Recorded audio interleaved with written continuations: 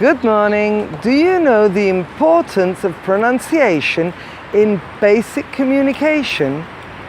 This is Susan Broder from Speak Languages and Travel the World, here to help you improve your English with minimum effort and maximum benefit. I'm here in China, and I have to tell you a very funny episode regarding the importance of pronunciation for basic communication.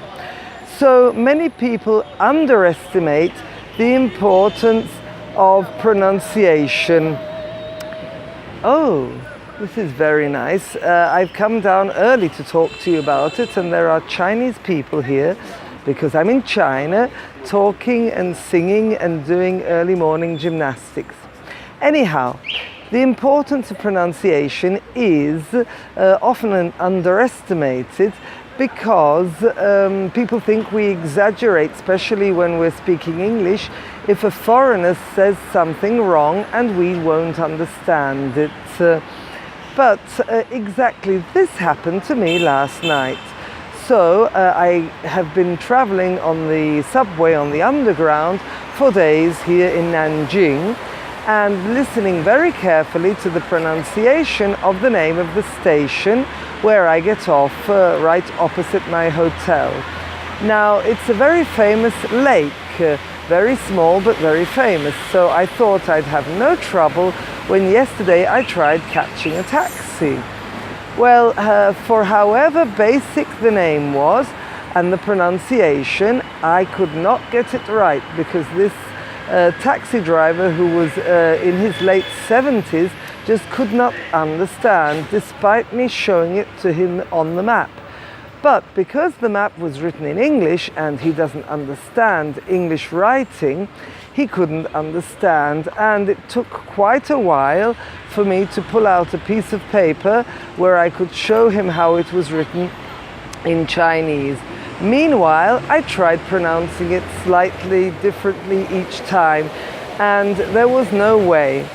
So in the end, hands, feet, and lots of fun communication, we made it understood, and he took us there. And then I pointed it to him, because this is the entrance to the park where the lake is.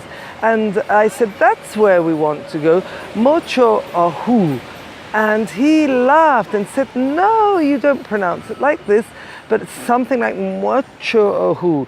To be honest, I still can't pronounce it the way he pronounced it, but obviously my pronunciation was stopping us from communicating. So pronunciation is very important, even for fundamental conversation and communication. What I really appreciated in this old man was the fact that for once he hadn't done what the young people do. Young people who supposedly know a little English are scared, are afraid of speaking English and losing face, and so they shy away, they go away, they don't want to talk to us. Whilst this man took real patience and time to understand what we wanted and where we wanted to go, despite not even being able to read the letters of the alphabet in our language. So this is what I want to say. Pronunciation is fundamental. You must learn the right pronunciation, but also attitude. If you want to communicate, somehow you'll make it. I mean, basic communication. But you must want to communicate and not be scared of making mistakes.